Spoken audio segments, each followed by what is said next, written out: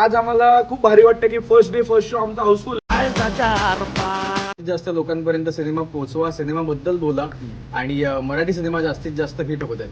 तडका असा तुम्हाला जाणवणार आहे तो गाण्यामध्ये. सगळ्यांना सांगा खूप भारी पिक्चर आहे. मराठी चित्रपटाला असंच खरंच पुढे न्या. खरंच खूप छान वाटतंय तुम्हाला बघून. First day first show house full.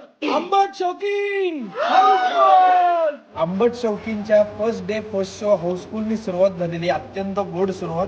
त्यामुळे आता केक खायचंय.